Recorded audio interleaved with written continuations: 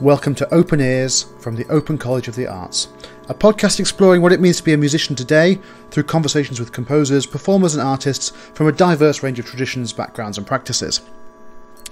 One of the key themes of this podcast is exploring different routes into becoming a professional musician. At the OCA, our students come from a really wide range of backgrounds and often aren't on a traditional pathway into a music career. One of the things which comes out of these conversations, though, is that there isn't really such a thing as a traditional pathway, and that every career and every musical practice is unique. A fantastic example of this is my guest for this episode, the composer Nina Danon, whose work includes traditional concert music, but also installations, music for the moving image, collaborations across disciplines, and a host of other media as well.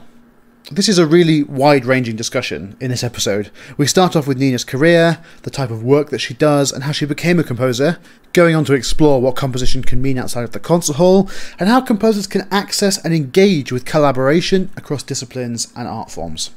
We then discuss different perspectives on music, for example from the perspective of neurodiverse artists and listeners, and how the music we make expresses our own identity, and how artists have a responsibility to be aware of the implications of the work that we're making. Finally, we touch on diversity in music, the challenges and opportunities this presents for our art form, and how we can support each other as artists. I had a fantastic time chatting with Nina, and I learned a lot.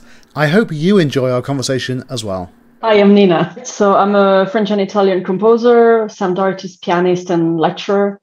My background originally was in classical piano and film music. Now I specialize more in site-specific works, narrative music, all that entails. So my work ranges from sound installations for museums and natural spaces to concert music, theatre music. So it's quite eclectic in style. Okay, cool. And so just to flesh out that a little bit, how did you end up working in music in the first place? And how did you end up kind of going down the path that you went down? Good question. So I started playing the piano when I was really young, like 4.5 or something like this. So I was always interested in music. My parents are not musicians, but there was always music going on in the house. And my dad plays a bit of piano and guitar, like self-taught, and my mom listens to a lot of music. So I grew up in a musical environment that way. And that it was always one of my biggest interests. So it sort of naturally evolved. Like when I was 11, I started the music academy, the Conservatorio in Italy, where I grew up, studying piano. So that was like a 10 years course, which is like undergraduate and master's degree, like altogether. It was the old system. And while I was doing that, I also started teaching, like most instrumentalists do, teaching piano lessons. That was my first job. And I progressively moved toward composition.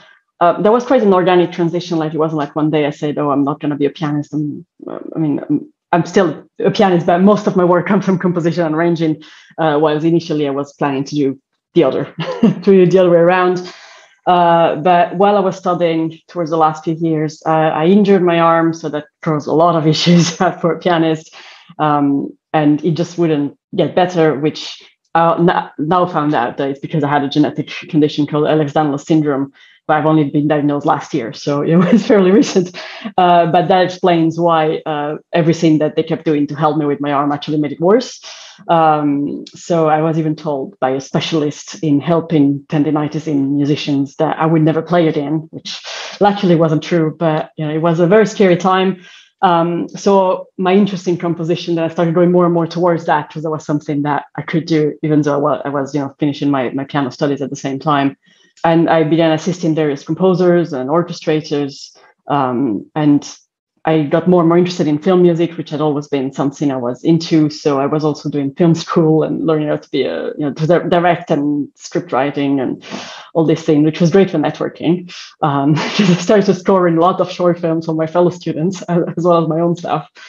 And then later I did a master's in sound arts in London at Goldsmiths. And while doing that, I was still developing my network, realizing that I was more interested in all sorts of collaborative composition approaches, so working with all kind of different artists, creating my own opportunities. I did some crazy things like putting together my own theatre troupe with a friend of mine who was an actress, and we put up a play with over 16 artists. Our first play, that was like something completely insane. I wouldn't do that again ever. It was great as a as a starting point, because we wouldn't get that kind of opportunity otherwise. So we just made it, and it worked out by some weird kind of miracles. But it was like a great way of networking, great way of trying things out. So I'm not sure when I would have started calling myself a professional musician, like really, but I always had like multiple streams of income.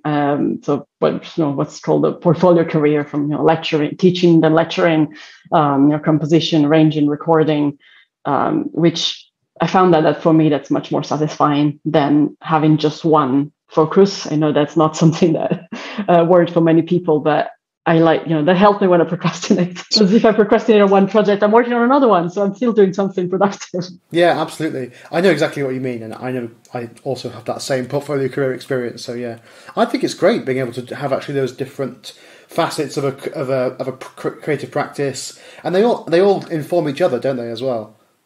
Yeah, totally. Especially the teaching. Like, I find that really is informed by what I do, but also helps me reflect Yes.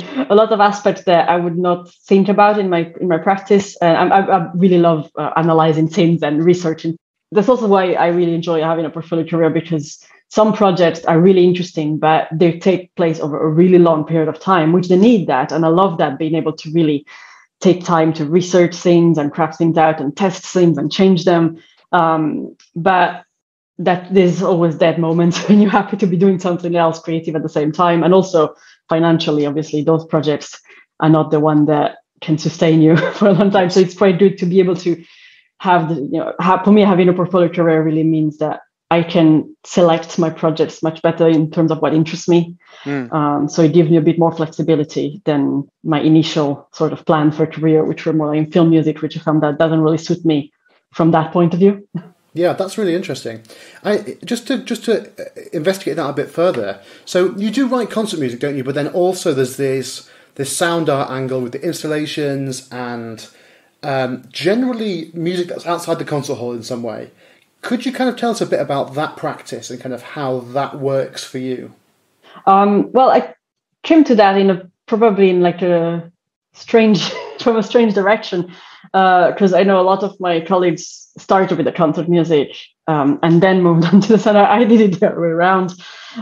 So I only started writing concert music fairly recently, like 3-4 years ago, because I approached it first from the film music, which then turned into music for sound installation and compositions for galleries and museums, which in a way it's quite similar to film music in that sense that you're still telling. I mean, it's a narrative form of music, which in terms of composition is maybe similar to writing for games in that sense that you have it's non-linear. So, some of it, but my first approaches were quite linear, more like an album that was played in the space. And now we're experimenting more and more. And when I did my degree in sound arts, we started, looking at that part of music history and learning a bit more about it and different techniques. But I'm not doing much generative music in that sense. I know that a lot of people who work in sound arts do it more that way. I like to compose it more like a score, which then maybe sometimes get like pulled apart and put in a lot of different positions. But so it's some kind of hybrid thing between writing concert music or a film score or an album, but working also with the space. So usually, depending on the nature of the project, it interacts with different senses. I did a sound installation. One of my first projects was for a winery, a wine museum in northern Italy, and they had this olfactory gallery that they were creating. So they had a multisensory little gallery where you just walk through that and you smell different perfumes, and you have to start recognizing those and touching a few things as well. And to prepare you to recognize those perfumes when doing a wine tasting of two specific wines. So they commissioned the music to enhance the perception of those specific smells. Yeah, that sounds absolutely fascinating. So how did you go about creating music to correspond to a smell or a taste or a texture? Like, how do you approach that? Well, I did a lot of research first, of course, to see what research exists on cross-modal perceptions, which is quite a lot, and I'm always quite fascinated. I go into really deep rabbit holes and reading these things. But yeah, so there's certain correspondences between our senses. So certain pitches, for example, will enhance certain tastes. Some pitches can make something feel bitter or sweeter. And the timbre of some instruments as well can have different perception, tactile perceptions, for example, that can be evoked. So there's definitely some things are common for everyone, really. Like for a majority of people, we respond in certain ways to certain sound, but other things are more personal in that sense. So there's obviously a part of it that is very subjective. Is that just a kind of extension of the idea of, like, when we talk about lightness and darkness in sound, when we talk about the way we talk about texture is often very tactile. Is it kind of just an extension of that, or is it something kind of more scientific?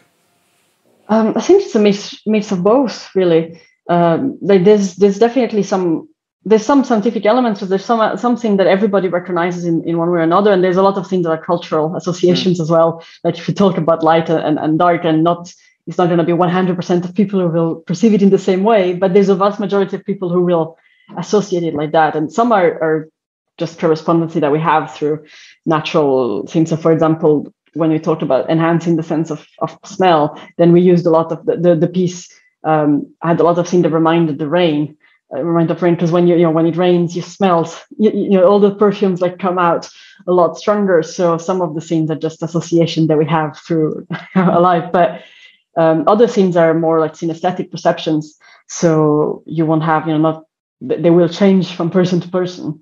But there are things like when you talk about textures, that's definitely something that you can perceive with all senses. So it's really something that you can use in a composition. Like you can feel a texture, you can smell a texture, you can taste a texture, you can see one. So that's something that you can use as a metaphor. So it's like the bridge. And if you have something, you recognize the same element. Say, oh, this sound is a bit rough, and oh, this thing I'm touching feels a bit rough. So then all the other thing that you associated to that sound, you'll associate them to the thing you're touching or the thing you're saying. So it's a really good way to create a bridge between two different media, really. That's fascinating. I love that idea. Is there a part of you that wants to now kind of create those multi-sensory experience, or are you just kind of, you're like the sound person, or would you kind of want to expand that and become this kind of like curator of all possible senses? Well, I like to work with other people. There's a lot. I wish I knew how to create perfumes and things, but that's a skill I don't have. So I like to work with people who can do that. But yeah, on some things, I like working with visual media as well, like with video and photos. So I've done some audiovisual installations, usually in collaboration with other artists. But I've worked on both sides of that. But that's because that's a medium I'm comfortable with. I have a basic knowledge of it if we want, but. Yeah, mostly I do like being part of the whole creative process and not just being commissioned, to say, oh, we've already done this thing, can you add the music to it? But being part of it from the beginning, so that even if you're creating just one aspect of it, like just the sound, you can still influence, so the music will influence the other elements as much as they will influence the music. So it's more for dialogue. And regardless of what style, whether it's an installation or a film or, a play or anything, it's usually much more rewarding to be part of it from the start, so that you can help shape it. And it influences the music a lot as well. Like when you're part of it from the beginning, you understand the project much better. So you know what other people are doing, not just their result, but the whole creative process. So you can match that in some ways. Yes, absolutely. There's nothing like a good collaboration, is there? When you write about your work, you often talk about a couple of things that I think are really, really interesting. So you talk about your own identity, kind of, and exploring that through your work. In your own words, could you kind of just like explain that? We talk right now about multisensory approach, and that's something that has always fascinated me, even when I wasn't thinking about that. I mean, even when I was just a piano student and a high schooler, I was doing my thesis for my art history class, the correspondence between Debussy's music and Baudelaire's poetry and multisensory, the connection between the senses. So that was something that was always really intriguing for me. Even before, and then when I started working in film, there was also one of the aspects. I mean, I love storytelling, that's one thing, but also the way that music interacted with the editing and with the cinematography, and all aspects with the shapes, the colors. the perfumes, and the visuals, all aspects of that. I was always very attracted to that, but I never really figured out why. I just, okay, that's my taste. And I always started composing, after I did my master's, I started going into that direction more and more. Like I did an album for a multisensory exhibition. I did that project for this olfactory gallery. And it's only when last year, about a year ago now, I found out that I was neurodivergent. So I realized I was autistic ADHD, and that I had a form of synesthesia. And that's when it hit me why I'm really attracted to the thing, is because it's just how I perceive the world. So there's my multisensory approaches. They were due to my own forms of synesthesia, which is auditory tactile synesthesia. My misophonia as well, which I'm not, that's not a scientifically proven, because there's not much research in that direction. But there's definitely a link between the two. What was that word? Sorry, misophonia. Misophonia, yeah, it's when you certain sound can trigger some really extreme response. Usually, when we talk about misophonia, it's something negative. So it's a really immediate, aggressive or bothering. You just feel it really strong, and it's too much. It becomes quite overwhelming. And that can even be with sounds that are not very loud, but it's often like, chewing sounds or things like this. But they trigger a really involuntary, really strong response immediately. So I do have that at times, and it just heightens sensory perceptions in general, which is very common I know a lot of other autistics and ADHD and neurodivergents in general who have those. And for me, that's always something that obviously influenced the way I perceive the world since I was a kid. So that's influenced my approach to music. So I do feel music as a multisensory approach. I don't just hear music, but like we all do, but it's somehow heightened in my perception compared to how most people will approach music, partly because I'm a musician, partly because I'm autistic and synesthetic. So that's always been, so right now that I'm aware of that, I'm developing that more and more in my music. So I'm more aware of that. So I'm going to do a whole PhD, practice-based PhD, to focus on that element. So understanding it and then using that to develop my own compositional language, but also something that I hope can expand our understanding of neurodivergent creative practices in general, because that's something that's very common. Actually, a lot of neurodivergent artists, especially autistic, will have all those who have heightened sensory perception are obviously influenced in their in their creative practice. I'm just speaking from my own perspective, and I'm not saying that all autistic will have heightened sensory perception, and some don't have them at all. But it's just part of neurodivergent culture in a way, and something that's not really this, like for many students, for example, I realize that if they have any heightened sensory perceptions, whether they're neurodivergent or not, I mean, it can also be because they're just orally diverse, like they hear differently, whether more or less than the average person. Often that will have a strong impact on how they listen to music, how they think about music, and how they compose. But it's not usually what we use in music classes to approach composition or music theory. And when you start having this discussion with students, I found that it can really trigger some really interesting connections for them. And then it helps them understand, not telling them, because you can't imagine how they're experiencing the world, but just giving them different examples. Say, oh, these musicians have this sensory perception, and that trigger this style of music, or look, they use these sounds because for them that's a really strong tactile perception, and when you have conversations on that, and you find that students have the most interesting responses usually. Yeah, I'll bet they do. Yeah, that's fascinating. What I really love about that is the way that you can have music that is true to you and is expressive of your identity, but it is also collaborative with other people. I love that, because it's like the multisensory work, the collaborative work, but yet it's also expressive of your own lived reality as someone who's got this synesthetic reaction to stuff. And I think that's a really nice contrast with the kind of like traditional creative model of like the one vision and like this is my thing and I'm just going to create it in the world and that's it. But that seems a lot more kind of like reactive and responsive and, I don't know, gentler in a very positive way. I think that sounds very positive to me. I mean, to be perfectly honest, sometimes it's just like you said, sometimes I wish I could control everything because I am a bit of a control freak. But I do like working in multidisciplinary. I don't have the skills, I can't play every instrument, so I have to collaborate with musicians who can play them. And I can't, we all have things that we study and do really well. And when you're producing even if you're just producing an album that's just purely a musical and there's no other art forms involved, you still need, I'm not an expert sound engineer. Yeah, I know the basics, but I wouldn't do that if I'm producing something. I'd rather collaborate with someone who knows what they're doing.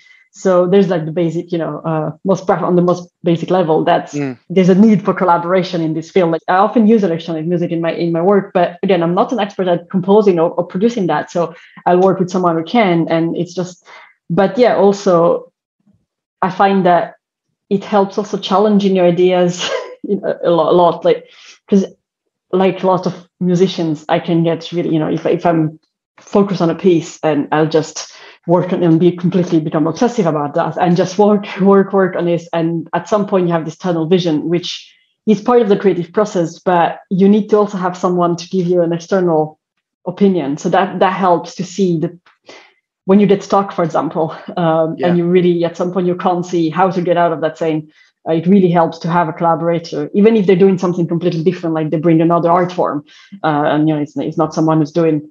They're not giving you, even if they're not telling you how to do your music, but it just having that dialogue, and it just will open up a new connection. So I find that the most interesting ideas come that way, but also in terms of understanding my own creative process, it really helps to see it through the eyes of someone else. I'm going more and more towards wanting to enable other people to bring their own aspects. And for example, I'm working on a new project, which is still at the very early stages, but we're focusing on creating this new compositional language. My part is based on my own perceptions of touch, sound and touch, and how they work together. So I'm working with other musicians on that who, one, bring their own skills, which I don't have, but also they also are neurodivergent and have their own forms of synesthesia, which are obviously not the same as mine. But it's quite interesting to see then how they respond to the same starting point, and understanding their creative practice, which is similar to mine, but has its own spin, depending on what instrument they play or what the background is and what kind of music they listen to. And we all grow up differently. So it's quite fascinating. And I understand much more about my own creative process by developing it like that and giving more room to performers to bring their own spin to things. And it's also quite freeing, I must say, as a composer, enabling performers to have more freedom and being a bit less of a control freak on my own music, like by allowing them to, for example, improvise and doing more, bringing more of their own personality on it. They usually feel happier. And I know as a performer, I also enjoy that too, when I'm given the freedom to bring my own, me too. Bring my own ideas. And as a composer, you always first have this initial, especially when you're working with someone new, you always have that worry that it's not going to be exactly what I envisaged. But actually, if your piece has a strong concept from the beginning, usually it ends up being better than what you imagined. Yeah, I very much have had that experience. Yeah, absolutely. That sense of collaborating with a performer, and then you're accessing the best parts of each other's practice, it feels like sometimes, and you're kind of building off each other. It's because it's easy to think of a performer just as like the person who comes along and plays the music, but it's so much more than that, isn't it, when it works? Yeah, when it works. I know that it's not always the case, and if anybody is listening has had some bad collaboration, that happens to everyone, but I would definitely encourage them to try to find better collaborators in that sense that are more suited to them, not just to give up collaborations altogether. Because that would be a really big shame. It's hard when you're a young composer or a developing composer working with institutions like orchestras or whatever, arts institutions, because sometimes it's like, you bring your piece, you get like half an hour of workshop time, and then they record it for you or something. And that can be great, but if you're working in that space, it encourages a certain type of composition, which can't then blossom into a really positive relationship, because it's all about that really concentrated process. And I think, it's really important to seek out those collaborators where you can, just have more space to play and experiment and learn from each other. Yeah, that's definitely true. And that's where I find that collaborating experiences when you're just working with one performer, especially when you're learning how to write for certain instruments, or you want to try out new ideas, working with a smaller ensemble or with just, one person or two musicians or something, it's it's much better in that sense because, it's more affordable. Even if you're in a situation where you have to pay for the recording session, for example, it's much more affordable that way. But you also have a lot more flexibility around how you communicate with them, how you exchange ideas. And the performer doesn't just have to come in the end. That's something that I find a lot of. I made that mistake when I started from film music, where you just have the recording session and that's it, and you're not communicating with your musicians before that at all. And that's when you see that. But when you can just discuss things with them, even if they can change some of your music, but it can be a conversation. You can send them an idea, they can send it back to you. You can have a workshop. You can have multiple recording sessions. Especially now that you have remote recording sessions available a lot of the time, like a lot of musicians will have the means to record their own ideas on a decent level that you can still use that professionally. Yeah. So that opens up so many new possibilities. I find that much more interesting to work in that way. But it's also quite reassuring. I found when I've had some of my students do some of that type of work, and it removed a lot of the anxiety that they had about working with a musician, because it wasn't just, I'm giving them my piece, I'm giving them the score at the recording session. And if it doesn't work, that's it. I don't know what to do. But they get to know the performer better, so it removes the anxiety. Performers are usually very happy to tell you about the instrument, but they can bring their own ideas. Yeah, I could not agree more. So you've also written about something that's important to you in your work is that it empowers marginalised communities. If you could just tell us about that, that would be super interesting. Yeah, an important aspect of my work for me is to empower marginalised communities, partly because that's some of my own experiences. So, I am neurodivergent, I am disabled. I am non-binary woman.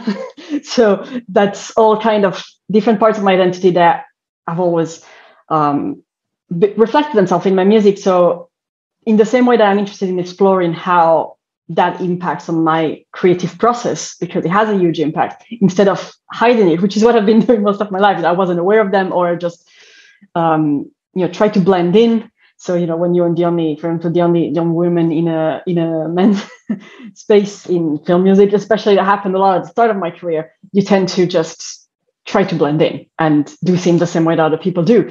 But actually, it's much more interesting from a creative point of view to bring your own voice and understand how you do things differently because of your own differences, which is something that luckily is starting to change in the music world. I found that, in recent years, there's been more talks about, recognizing that some communities are really underrepresented, some voices are completely underrepresented, in all kinds of minorities linked to any kind of differences, whether it's about ethnicity, or it's about gender identity, or it's about disability. And there's only been a few voices centered, socioeconomic background as well, like let's not forget that aspect.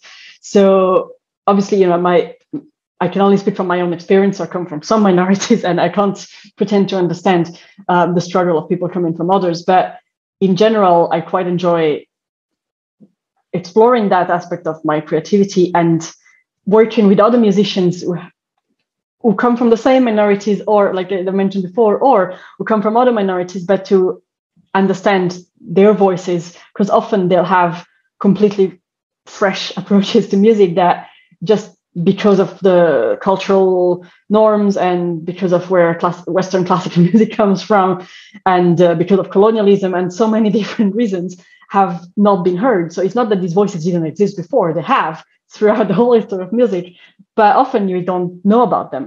I didn't even, throughout my whole study, I studied classical piano, I have a master's degree in that. I never played a single piece by a woman composer or a composer of color. That's quite shocking when I realized that, but at the time it didn't even occur to me. And that's the thing, isn't it? Yeah, as well. It doesn't occur to you. You just accept it as the norm, but as soon as it's pointed out to you, you're like, "Oh my goodness, that is such a strong and massive bias," but we just accepted it. Yeah, absolutely. And when I started teaching and I tried to challenge that, I really struggled to find pieces to assign my students when I was teaching piano, or find relevant examples when I'm teaching composition.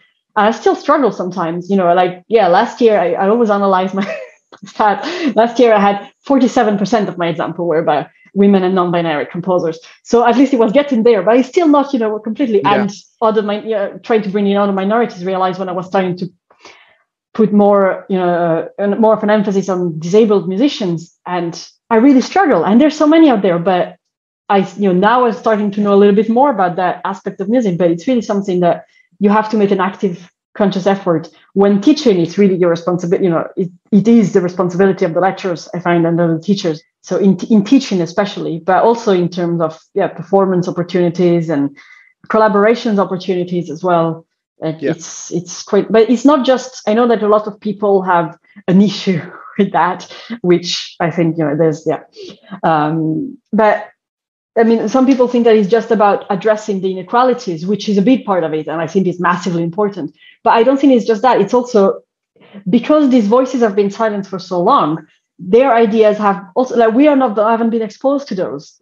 So, I mean, the more I read and learn and listen to and talk to voices that marginalized voices, the more I have new ideas as well. Like, because it challenges the perception you have of music in general, and it can be thing that you find scary, or it can be thing that you find actually really illuminating, or thing that really resonate with you. And like every time you learn something, it's not so. But there's like different ways of thinking about music, different way of thinking about everything. Like I read recently something about it was about the perception of time. It was called Crip Time. There was an article called Crip Time, and it was about the perception of time for the disabled community. And I found that so fascinating. And that's not just because, I'm learning to understand and cope with my own disability, which thanks to COVID has been exponentially worse. But so, I do have times, my perception of time has changed because of that. So it resonated with me so much. But also other aspects, like that was only focusing on physical disability, so it resonated with me as someone who has chronic fatigue, and the way that your whole perception of how you think about time is different, and that has positives and negatives. But as an artist, that's really interesting for me because a lot of my work revolves around time.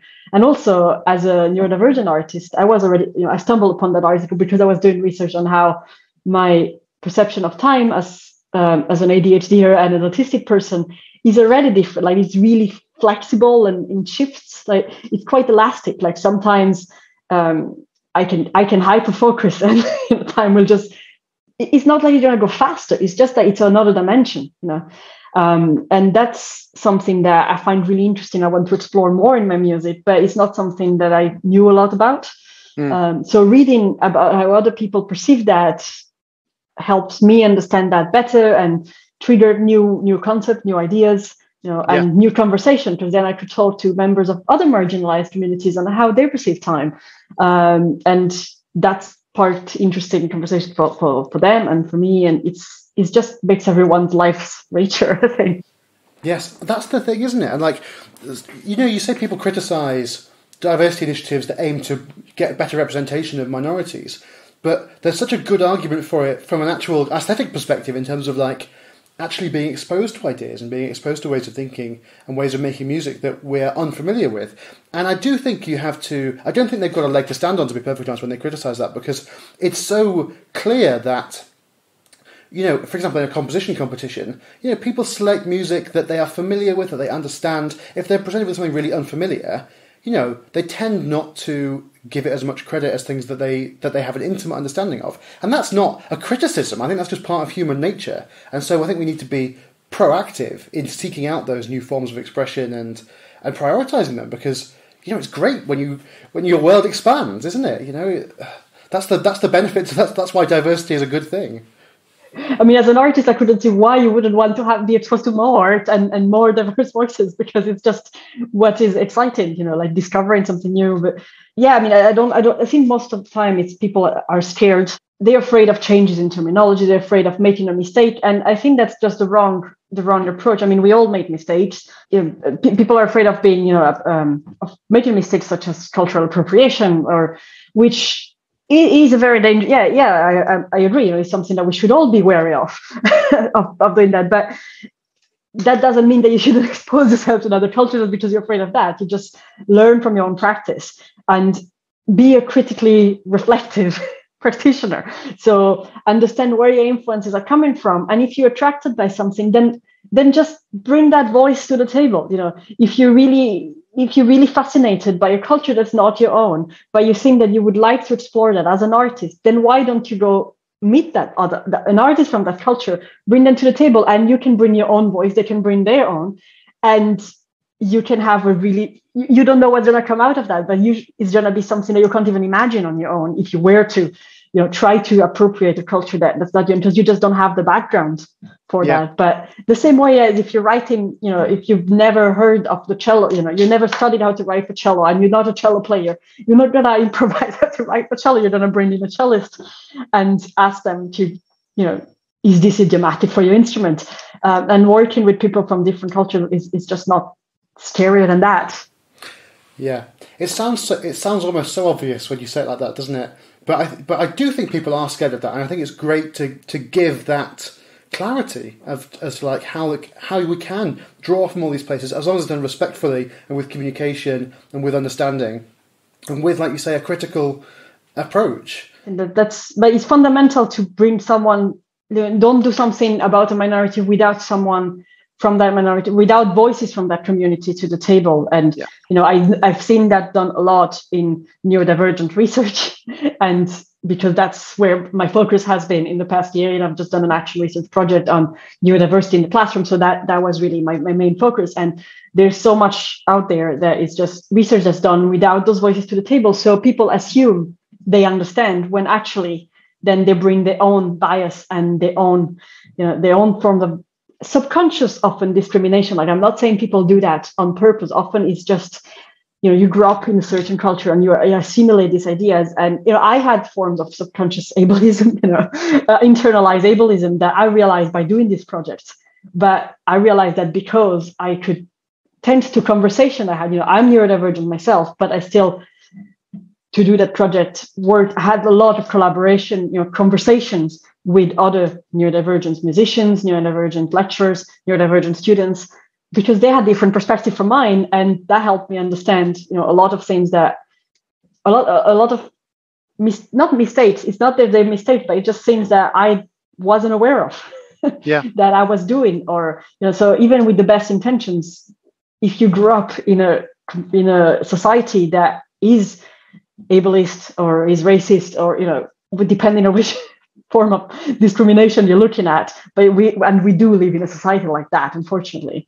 So even with the best intentions, you are exposed to some of that, you internalize some of this, and it takes a lot to unpack that. But it's important to do that for yourself and for the people you work with. But that's the responsibility of an artist, of a lecturer, of a researcher, is to constantly check that. And you can't be expected, and nobody expects everyone to be perfect all the time. We all have these internalized, and it's very hard to do that. I'm sure I still have a lot of ideas that I haven't been challenged yet. And the more you read about it, the more you talk about it, the more you find out. But ask other people, if you have conversation with other people, and it doesn't need to be formal, difficult things. You're just your friends. If you have friends from other minorities, just talk to them about this. If you have an idea for a project, talk to people that might be, if your project encompasses a minority, talk to people that will be affected by that project, and be open to receive feedback. That is, be open to receive criticism, because it's not going to be criticism aimed at saying, "Oh, you did something wrong." It's just it's a form of teaching. Yes, exactly. So, like you were just, we as musicians, I'm sure we all familiar with having had teachers constantly helping us improve our practice. If you're a performer, you have one-to-one lessons, such a huge part of your life, for example. I can't speak for other people, but I know that I'd much rather prefer someone who's making the project, someone who's writing a piece about autism, to come and ask me, can you proofread that for me? Can you just be a sensitivity reader? Is there some form of ableism in there? And not everyone, obviously not everyone will be happy to do that. But if you ask someone, would you be happy to do something like that? And sensitivity readers exists. in books quite a lot, for example. I don't see why we can't have that for other forms, even for musical composition or for an essay or anything. Yeah. And that I'd much rather someone comes and asks me to do that. And if I can't and don't have the energy, because I often don't, I'll tell them, sorry, I can't, but I know this person who does that, and obviously pay them for their labor if you ask them to do something like this. I'm not saying anyone should do that for free, like read a 60-page essay and, and great. But sometimes it can just be a thing, hey, how is that word okay? Is it okay I don't understand, I've read about this. I don't understand what's the difference between, say, an autistic person or person with autism, and what's the preference in the community. And you'll find that most people will be very happy to explain that to you, or to just point you to the right resource, Yeah. And be much happier to do that than seeing a result of something that makes you feel really uncomfortable when you read it or see it, and feels like a form of discrimination, because that's traumatizing and just reopens all trauma over and over. Absolutely. I think that is fantastic advice, Nina. I think that's so good. I'm going to ask you one more question. What are you working on at the moment? What creative things have you got coming up? So this month, I just completed 2 compositions for an immersive audiovisual installation at the Schneiberg Museum in Turin. Those were done in collaboration with my sister, who's a painter and video artist, and sound designer Francesco Cassina, who's my long-term collaborator and the sound wizard that makes everything I do sound much better than it was originally.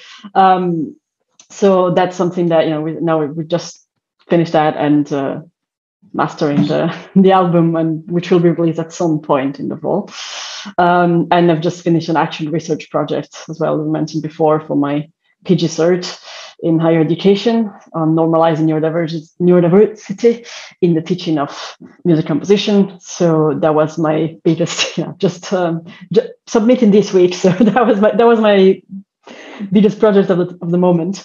And I'm also in the planning phase of a new commission from the Oral Diversity Network, of a project that will be part of my practice-based PhD at Goldsmiths that I'm starting in the fall. So it's still early days, but it's going to be a site-specific composition and sound installation for the magmatic chamber of the dormant volcano in the Azores. So that's probably the biggest site-specific project I'm doing. So yeah, it's still really early, planning phase, early days. So I'm not too sure what form is going to look, what that's going to sound like or look like or anything, because it's going to be very collaborative. So I have no idea what to expect yet from the project, but I'm excited. That is incredibly exciting. I've got to say, I'm quite jealous. That sounds amazing. Fantastic, Nina. Thank you so much. If you enjoyed that episode, you can subscribe to the podcast on the platform of your choice. And I would really appreciate it if you could leave a rating, review or comment, as this helps us better reach our audience and deliver a better listening experience for you. Thanks for listening. Until next time.